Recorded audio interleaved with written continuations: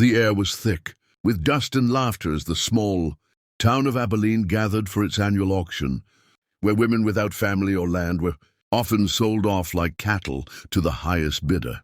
Among the women brought forward was Clara May, a tall, full-figured woman with striking red hair and a pair of eyes that carried both sorrow and unyielding strength. The auctioneer called her name, but before his voice even echoed off the wooden beams, a snicker rolled through the crowd.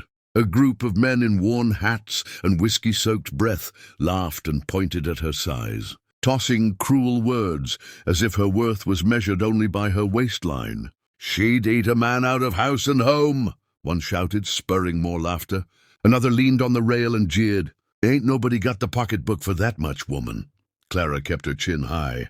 Though every word stung like a thorn, every chuckle twisted deeper in her chest. She had been through this before, mockery, whispers, rejection, but standing under the blazing sun, surrounded by those sneers, she felt her courage cracking. The auctioneer cleared his throat, embarrassed by the crowd's behavior, but still pressed on. "A fine lady here, strong, capable, built for a hard-working homestead. Who'll start the bidding at $20? Silence followed. No hands rose. Clara shifted her weight, clutching her shawl tighter as her heart begged for escape. More men laughed. "Ain't nobody want that one," someone muttered. "She'll be left on the block till the cows come home." Clara closed her eyes, fighting back tears, praying silently that this humiliation might end quickly. And just as the hammer was about to come down in defeat, a deep voice cut through the noise. "I'll take her." The crowd hushed, heads turning to see the cowboy step forward.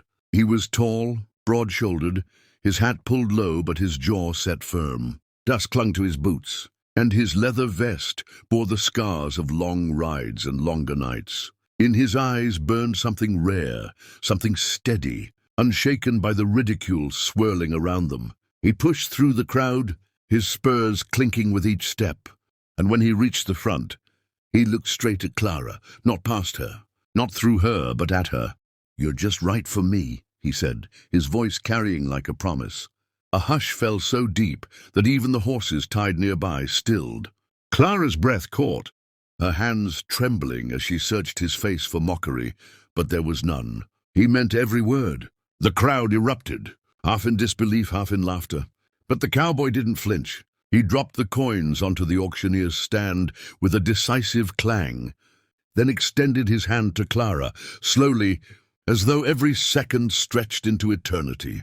She placed her trembling fingers into his rough, calloused palm. He held her with such gentle strength that her knees nearly gave way, not because she felt weak, but because she felt seen, truly seen, for ignoring the whispers and chuckles that chased after them. As they walked, Clara felt the weight of those cruel voices fade behind her, replaced with something new, something warm that bloomed in her chest. For once, she wasn't the punchline of a cruel joke. She was someone's choice, someone's just right, and that meant more than she could ever put into words. As they reached the edge of the crowd, Clara turned to him, her voice barely above a whisper. "Why me?" she asked, her eyes searching his. The cowboy tipped his hat back slightly, revealing eyes as steady as the horizon. "Because I don't need someone who fits their idea of pretty.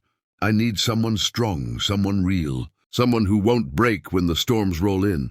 You're not too much, you're exactly enough. You're just right for me." Tears welled in Clara's eyes, not from sadness, but from the release of years of pent-up hurt. She realized then that love wasn't about shrinking herself to fit into someone else's mold. Love was about being wanted exactly as she was.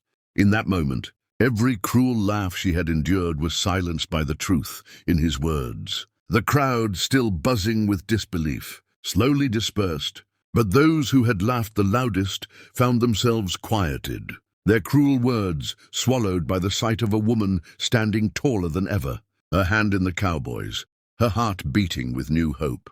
As the sun dipped lower and painted the town in gold, Clara knew her life had changed forever. No matter what lay ahead, long rides, harsh winters, or the endless toil of the frontier, she would never again doubt her worth. Because one man had seen what others chose to overlook. Because one man had stood against the laughter, and spoken words that would echo in her heart forever. You're just right for me, and to you watching this story unfold, let Clara's courage and this cowboy's love remind you that your worth isn't measured by what others say, or by the cruel standards of a crowd. You are more than enough just as you are. Don't let anyone shrink your light or your spirit. And if this story touched your heart, if it reminded you of your own worth, then I invite you to join us here. Subscribe to this channel for more powerful stories of love, courage, and hope, stories that prove no matter who you are just right for someone, and you are more than enough.